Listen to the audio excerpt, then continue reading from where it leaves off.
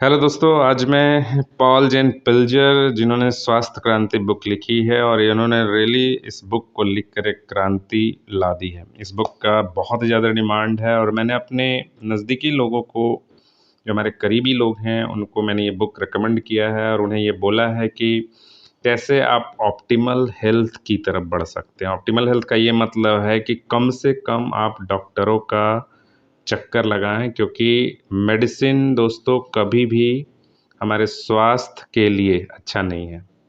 Certain रूप से side effects हैं इसके, आदमी उतना अवेयर नहीं होता, उतना ध्यान नहीं दे पाता और उतना सोचता भी नहीं कि इस दवाई का क्या साइड इफ़ेक्ट होगा। लेकिन चूँकि यदि आप अपने हेल्थ को क्रिटिकल स्टेज में ले जाते हैं तो आपको ये करना ही पड़ेगा, एलोपैथिक में जाना पड़ेगा दोस्तों। तो इसके कुछ फैक्ट मैं शेयर करता हूँ जो आपके लिए हो सकता है और आपके ऑप्टिमल हेल्थ को बनाए रखने में मदद कर सकता है दोस्तों। दोस्तों, आज स्वास्थ्य उद्योग के सबसे तेज़ी से बढ़ते क्षेत्रों में से एक विटामिन और पौष्टिक पूरक पदार्थों का कारोबार है। पर कुछ समय पहले तक यह लगभग पूरी तरह सिर्फ बीमारियों के इलाज तक ही सीमित था। स्कर्वी या विटामिन सी की कमी सबसे पुरानी ज्ञात पोषण संबंधी बीमारी है और इसके लक्षण क्रूसेडर इतिहास में भी लिखे गए हैं। ब्रिटिश नौसैनिकों के बीच अपंगता और मौत का यह सबसे बड़ा कारण था, जब तक कि स्टॉकिस्ट चिकित्सक जेम्स लिन ने यह पता नहीं लगा लिया कि डच कर्मचारी स्कर्वी से निजात पाने के लिए नींबू जैसी फलों का इस्तेमाल करते हैं। सन 1795 में नींबू का जूस ब्रिटिश नौसैनिक जहाज़ों में अनिवार्य कर दिया गया और ब्रिटेन के लोग आज तक इस दिन को लाइमीज कहते हैं।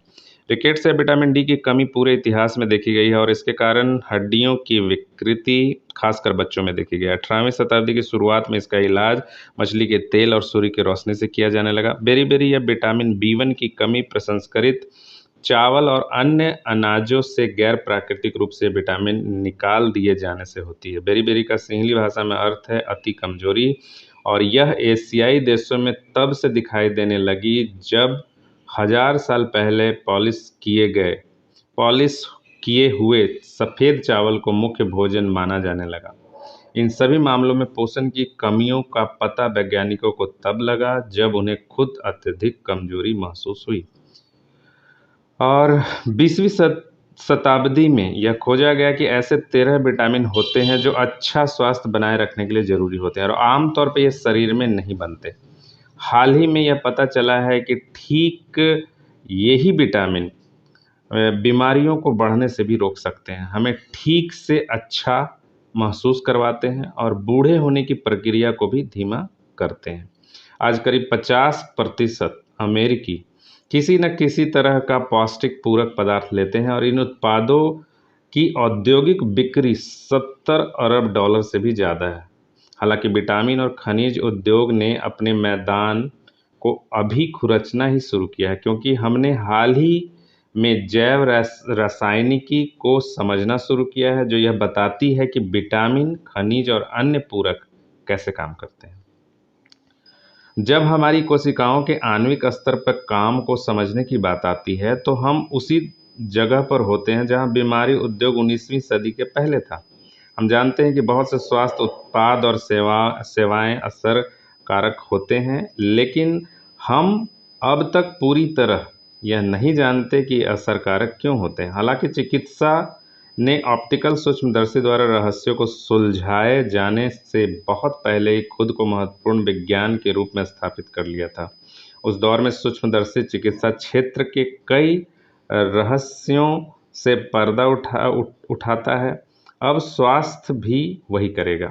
इसी तरह हम पहले ही देख चुके हैं कि स्वास्थ्य उद्योग अमेरिका की वार्षिक बिक्री में $200 अरब का योगदान कर रहा है, जबकि अभी तक विज्ञान उसकी दक्षता के पीछे के आणविक रहस्य को नहीं समझ पाया। बल्कि अगर हमने निकट भविष्य में इन रहस्यों से पर्दा नहीं उठाया तो भी यह $200 अरब तो बस शुरुआत ही होगी।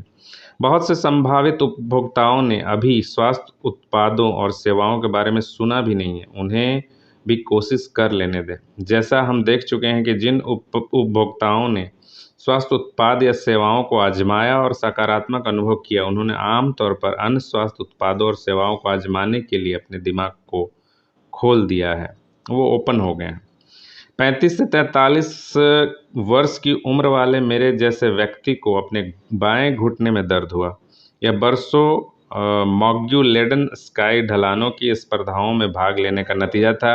मैं जिस अस्थि रोग विशेषज्ञ के पास गया, सब एक ही निष्कर्ष पर पहुंचे, सर्जरी। एक युवा अस्थि रोग विशेषज्ञ ने तो मजाक में यह तक कह दिया कि उसे मेरे घुटने से उसके उसके पोते पोतियों की कॉलेज की फीस निकालने की उम्मीद है। यही नहीं, सर्जरी के बाद भी मैंने जीवन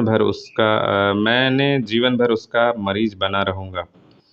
43 की उम्र में अंततः मैंने सर्जरी कराने का निर्णय लिया। मैंने ग्लूकोसामीन लेना शुरू किया और 2 महीने के भीतर ही मेरे घुटनों का दर्द गायब हो गया। 1 साल बाद उसी अस्थि रोग विशेषज्ञ ने मुझसे पूछा कि मेरे घुटनों का ऑपरेशन किसने किया? जब मैंने उन्हें ग्लूकोसामीन के बारे में बताया तो उन्होंने कुछ एक्स-रे लिए और मुझे इसका प्रचार न करने को कहा, क्योंकि इससे उनका कारोबार ठप ठप पड़ सकता है। बस इस बार वे मजाक नहीं कर रहे थे। मैं चकित रह गया कि एक अर्थशास्त्री एक अस्थि रोग सर्जन को ग्लूकोसामीन के बारे में शिक्षा दे रहा था। इस अनुभव ने मुझे यह सोचने पर मजबूर कर दिया कि ऐसा और क्या-क्या है जो मेरे चिकित्सा विशेषज्ञ नहीं जानते। कुछ शोध पूरा करने के बाद मैंने रोज़ विटामिन और खनिज पूरक उसी तरह लेना शुरू कर दिया जैसे मैं आज ले रहा हूँ। इसके बाद मैं भविष्य में भी अन्य पौष्टिक पूरक लेने के लिए उदारवादी हो गया। लंबे समय तक चिकित्सा विज्ञान लोगों को भीषण दर्द होने और सहने, सेहत गिरने, बूढ़े होने के साथ शक्ति घटने के बारे में कहता रहा। आंशिक रूप से इस वजह से क्योंकि डॉक्टरों के पास पोषण का सिर्फ बुनियादी ज्ञान ही होता है।